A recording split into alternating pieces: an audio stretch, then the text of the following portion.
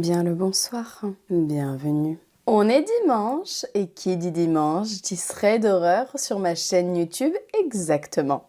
J'espère que vous allez bien mes petites pépites, j'espère que vous avez passé une bonne semaine, j'espère que vous êtes d'attaque pour la semaine qui arrive. Comme d'habitude, je vous ai sélectionné 3 histoires que vous m'avez gentiment envoyées sur mon adresse mail qui s'affiche juste ici, cam.témoignage@gmail.com. Je suis actuellement en train de sélectionner des histoires pour la semaine de l'horreur qui arrive à grands pas. Pour celles et ceux qui ne connaissent pas la semaine de l'horreur, c'est une semaine avant Halloween. Chaque jour, je sortirai un thread d'horreur pour vous régaler juste avant Halloween. Du coup, n'hésitez pas à m'envoyer vos histoires les plus terrifiantes. Sur ce, j'espère que vous êtes prêtes, mes petites pépites, à attaquer ce thread d'horreur. J'espère que vous êtes bien installées. Et c'est parti pour la première histoire. Pourquoi elle ressemble à maman? Père Castor, raconte-nous l'histoire. Bonjour Cam, je m'appelle Angie, j'habite à La Réunion, mais je suis mauricienne. Ce que je vais te raconter est une histoire vraie qui m'est arrivée quand j'avais environ 4 ou 5 ans. Ce souvenir m'est resté gravé et avec le recul, je pense qu'il s'agit d'un événement paranormal. À cette époque, je vivais à Maurice avec ma mère. Mon père n'était pas là ce soir-là, il était sorti. Il devait être aux alentours de 21h ou 22h, selon ce que m'a raconté ma mère. On était toutes les deux dans le salon. Elle regardait la télé et moi j'étais assise à côté d'elle. Dans notre salon, on avait une grande fenêtre, pas du tout une baie vitrée, mais plutôt du genre longue fenêtre qui prend presque tout le mur. Les rideaux étaient fermés, sauf une petite ouverture que j'avais faite entre 2 pans. Ça ressemblait à ça, à peu près, avec le canapé qui est collé au mur. À un moment donné, ma mère remarque que je suis étrangement silencieuse et que je fixe le dehors depuis un bon moment sans bouger. Elle me demande ce que je regarde et je lui réponds simplement « Il y a une dame dehors ». Tout de suite, son instinct s'active. Elle pense qu'une femme est peut-être entrée dans notre propriété. Elle s'approche discrètement de la fenêtre, regarde à son tour, mais ne voit rien. Elle me dit qu'il n'y a personne. Mais moi, je lui répète « Si, maman, il y a une dame. Elle te ressemble. Et elle m'appelle. » À ce moment-là, le sang de ma mère se glace. Elle me dit d'arrêter de dire des bêtises, mais je continue. « Maman, elle vole. Elle a des cheveux attachés, une robe blanche. Et elle te ressemble vraiment beaucoup. » Là, ma mère n'arrive plus à garder son calme. Elle m'attrape, me serre contre elle, prend son téléphone et appelle notre voisine, qui est aussi sa meilleure amie, pour qu'elle vienne rester avec nous. Elle ne voulait pas rester seule avec ce que je venais de lui dire. Elle avait peur. Quelques années plus tard, j'ai désormais 11 ans. Un soir, je suis assise avec ma mère et mon beau-père. On se raconte des histoires étranges, des choses vécues ou entendues. Je repense à cette fameuse nuit et je décide d'en reparler. Ma mère, qui s'en souvient parfaitement, confirme toute l'histoire à mon beau-père. Puis elle enchaîne avec une autre histoire, encore plus troublante, qui est arrivée à notre famille des années auparavant à Madagascar. C'est ma grande cousine qui avait 7 ans à l'époque. Un soir, elle rentrait à pied avec ma mamie, ma tante et sa mère. Pour rentrer à la maison, elle devait marcher le long d'un cimetière ouvert où on peut voir l'intérieur. Il n'y a pas de mur, juste un portail, c'est tout. À gauche, à droite, la route, les maisons. Les adultes discutaient, un peu absorbés, mais au bout d'un moment, elle remarque que la petite ne les suit plus. Elle se retourne et la voit immobile, figée, à l'entrée du cimetière, les yeux grands ouverts. Ma mamie crie son prénom, ma cousine se retourne, l'air absente. Il y a une dame dans le cimetière et elle me dit de venir. Ma tante, effrayée, lui dit d'arrêter de dire des bêtises car personne d'autre ne voit cette femme. Mais ma mamie, qui croit profondément au monde de l'invisible, lui demande « À quoi elle ressemble cette dame ?» La réponse les fige.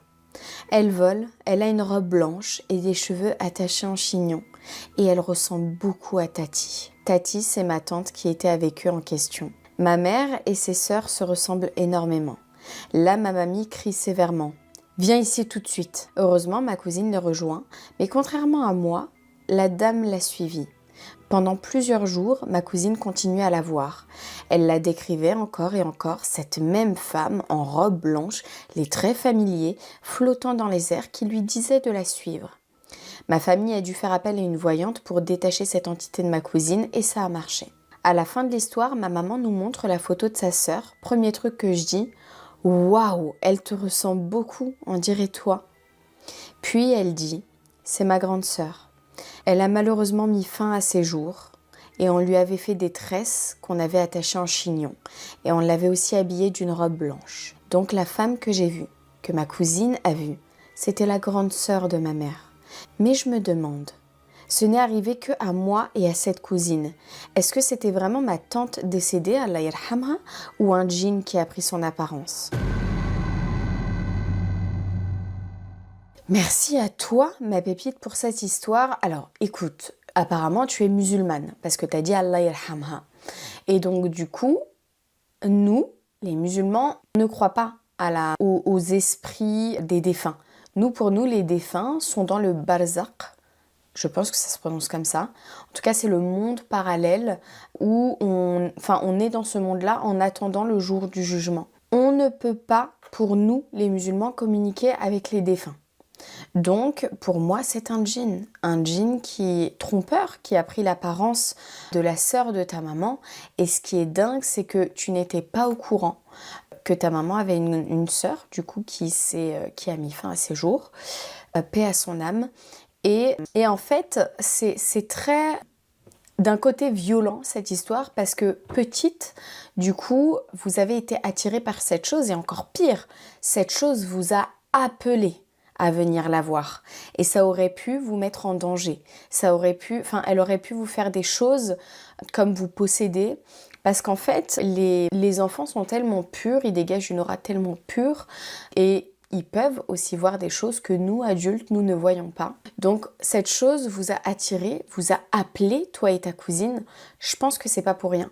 Et je pense pas que ça soit pour des bonnes choses. C'est mon interprétation. À vous d'avoir la vôtre et surtout, je l'attends dans les commentaires. On peut passer tout de suite à la deuxième histoire. On l'a tous vu, mais personne n'en parle. Père Castor, raconte-nous une histoire. Salam alaikum Kam, j'espère que tu vas bien. Je t'écris aujourd'hui pour te raconter une histoire longue, étrange et terrifiante. J'ai 25 ans et je vis dans une petite ville calme, sans histoire. Mais dans un petit quartier de cette ville, quelque chose s'est produit et c'est là que tout a commencé. J'avais entre 11 et 13 ans, c'était après la prière du Maghrib, donc au coucher du soleil. Mauvaise idée, je jouais dehors avec mon cousin, lui sur son vélo, moi sur ma trottinette. Nous étions en bas de chez notre grand-mère à faire des allers-retours dans l'allée. À un moment donné, lassé, je dis à mon cousin: je vais faire le tour du bâtiment et je reviens. Et je suis partie seule. En arrivant près d'un arrêt de bus, mon regard s'est figé sur le trottoir d'en face. Il y avait quelque chose.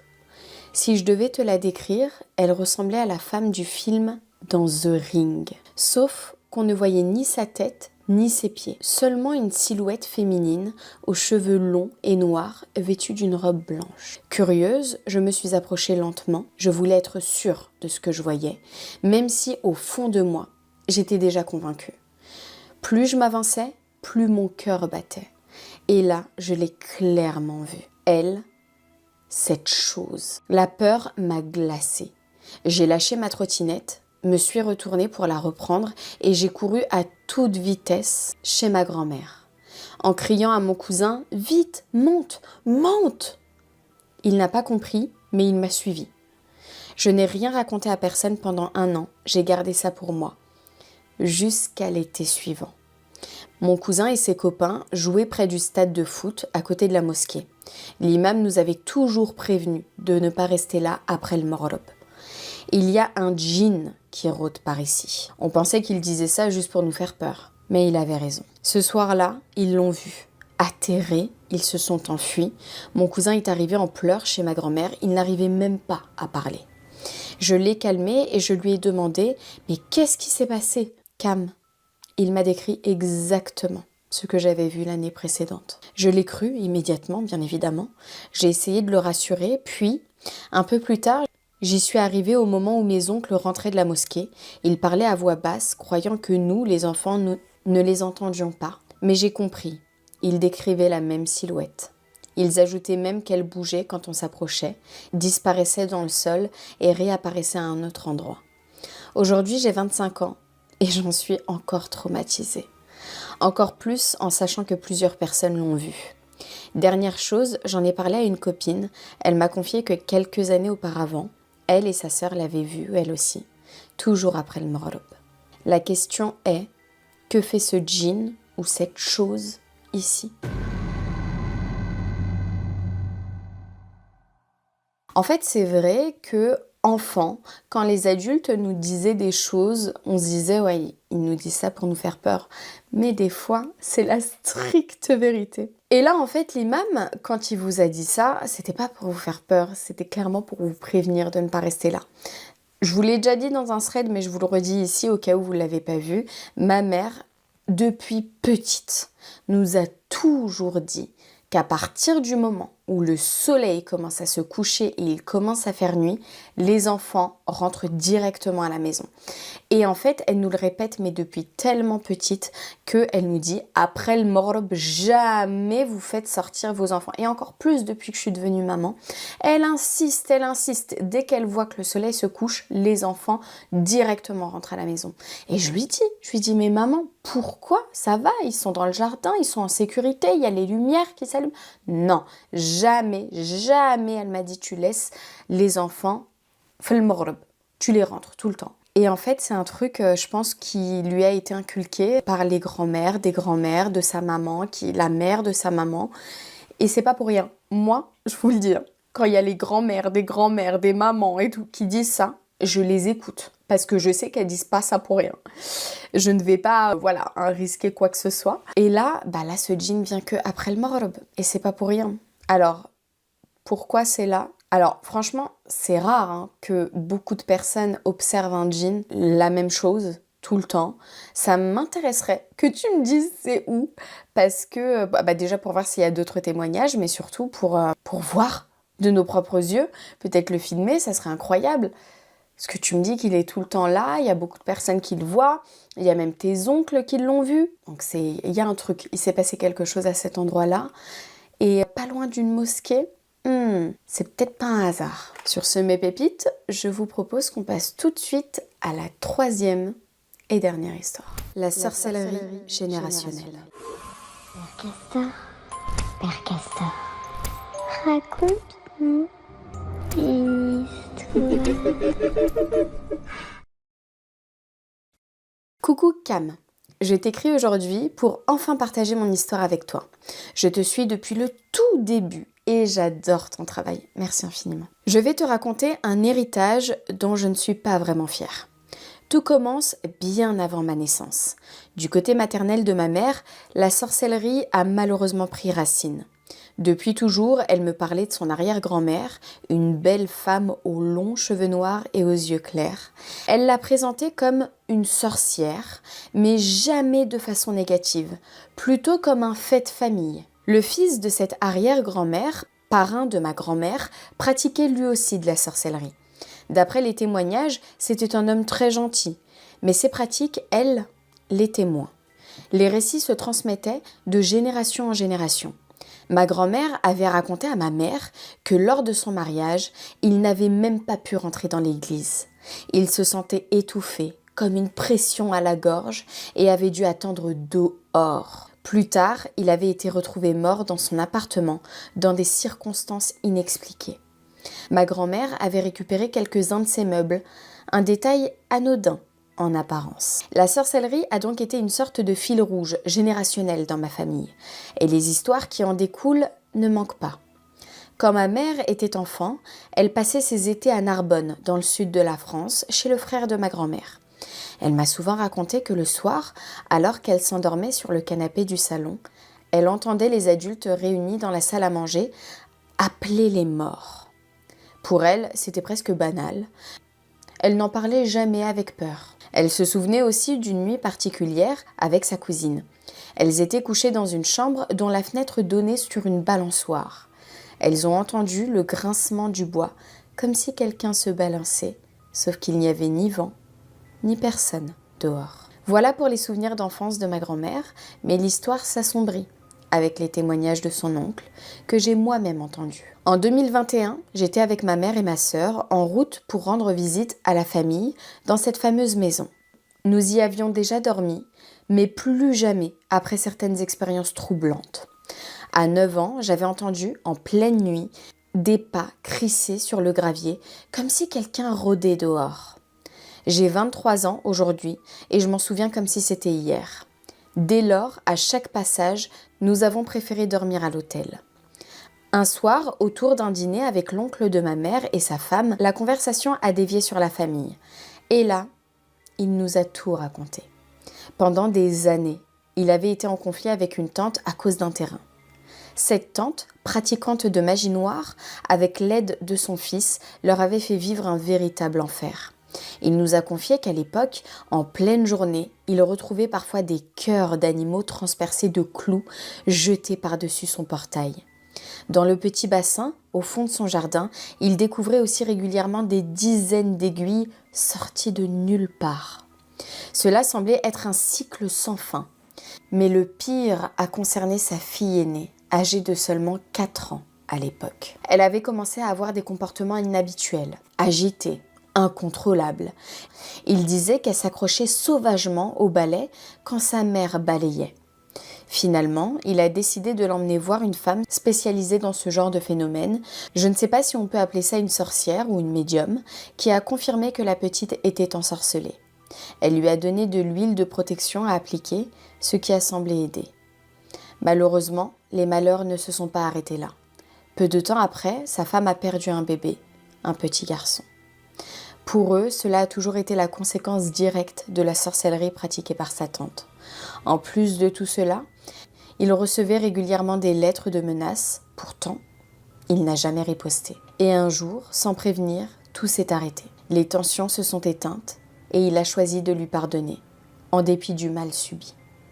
Quant à sa fille, la cousine de ma mère, celle qui avait été ensorcelée, elle a gardé une sensibilité particulière au surnaturel. Elle nous a raconté, entre autres, avoir entendu une voix familière, celle d'un proche décédé, l'appeler depuis sa fenêtre en pleine nuit. Une autre fois, ce furent les pleurs d'un enfant mort, près de chez elle. Malgré tout, ils ont réussi à mener une vie plutôt normale, mais un détail glaçant est resté gravé. En 2023, peu avant de mourir, l'oncle de ma mère parlait dans le vide, comme s'il s'adressait à des présences invisibles. Il leur demandait de le laisser tranquille, alors que sa famille proche était déjà dans la pièce. Ce ne sont pas des histoires de films d'horreur avec des effets spectaculaires, mais elles ne sont pas moins effrayantes et profondément tristes. Parce que souvent, ce sont les proches eux-mêmes qui causent le plus de mal. Le fils de cette tante est mort accidentellement lors d'une balade en forêt. On dit que le mal que l'on fait finit toujours par nous revenir. Le côté maternel de ma mère est sombre, marqué par des décès étranges et d'autres histoires dont je n'ai probablement jamais eu connaissance. Aujourd'hui, la sorcellerie n'est plus pratiquée dans ma famille. Ma grand-mère, chrétienne pratiquante, avait déjà tenté de prier et de nettoyer les mauvaises énergies. Je t'ai aussi envoyé une vidéo de sa caravane de vacances installée non loin de la maison de son frère avec les meubles hérités de son parrain dont je t'ai parlé au début. Après son décès, personne n'avait osé y toucher. Ce n'est que l'été dernier que des hommes de la famille ont tout débarrassé. Il n'en reste plus rien, si ce n'est les souvenirs. On va regarder mes pépites du coup la vidéo ensemble. Donc ça c'est les meubles du parrain qui faisait de la sorcellerie. Mais les meubles, vous les avez transportés sans les vider. C'est glauque, on va pas se mentir. Bon après ça date des années. Il y a un miroir qui m'inspire pas confiance. Merci infiniment ma pépite pour ton histoire. Alors écoutez, les morts accidentelles comme ça, violentes, très bizarres, c'est pas pour rien. Comme la pépite l'a dit, le mal que tu fais subir aux autres te revient. C'est quand même désolant d'apprendre que dans ta famille, il y a des gens qui pratiquent de la magie noire, quoi. Et en fait, souvent, quand une personne est touchée par la sorcellerie, c'est souvent un membre de sa famille. Et ça, c'est vraiment désolant. Alors, nous, en fait, c'est un annulatif de la religion pour les musulmans. Si tu pratiques de la sorcellerie, quoi qu'il arrive, tu iras en enfer. En tout cas, si Dieu veut, c'est Dieu qui décide, mais c'est ce qui est dit, c'est qu'il faut jamais toucher à ça. C'est pas un jeu. En fait, faut jamais faut faire du sihr, de la sorcellerie. Jamais. Tu ne goûteras pas au paradis si tu fais ça. Protégez-vous un maximum. Encore une fois, je vous le redis, invocation de protection matin et soir. Ayatul Kursi, verset du trône très souvent, très très protecteur matin et soir. Sourate, quand par exemple vous partez de chez vous, vous laissez en boucle la télé, YouTube, sourate, Bakara, Zelzela, Safet, plein de sourates de protection. C'est toujours bon de purifier. En tout cas, voilà mes pépites, j'espère que ce serait d'horreur vous a plu. Vraiment, prenez soin de vous, protégez-vous. Il y a des gens très très malveillants un peu partout dans le monde. C'est assez désolant. En tout cas, j'espère que ce serait d'horreur vous a plu. J'espère que vous aimez cette nouvelle petite ambiance un petit peu plus creepy. J'essaye vraiment de vous mettre dans un mood. Là, j'ai caché ma porte, mais c'est pas beau. Donc, je vais acheter un petit truc mieux pour le prochain thread. Un peu flippant, pour éviter que vous voyez la lumière du jour, parce que je filme en journée, étant donné que maintenant, bah voilà, avec les enfants, etc., c'est un peu plus compliqué. Ici, là, on voit la lumière du jour, ça m'énerve, clairement. Je sais pas, je vais essayer de trouver une astuce pour ça. En tout cas, voilà, j'arrête de parler, on se retrouve dans les commentaires. Je vous fais d'énormes bisous, à la semaine prochaine, et surtout, ne regarde pas derrière toi. Around the rosy. Lightning struck, the stone bled light, the vault shook. And when it was over, I could see his teeth shining in the dark. Creepy. Cool ended up being kind of like a crazy dude. Probably the work with the Soulstones corrupted him. And the one who knew the cost of failure, stagnation. Kulu was also the one who said that the Nephilim should be more selfish because both the angels and the demons were only watching out for their own dicks. One more. What's next?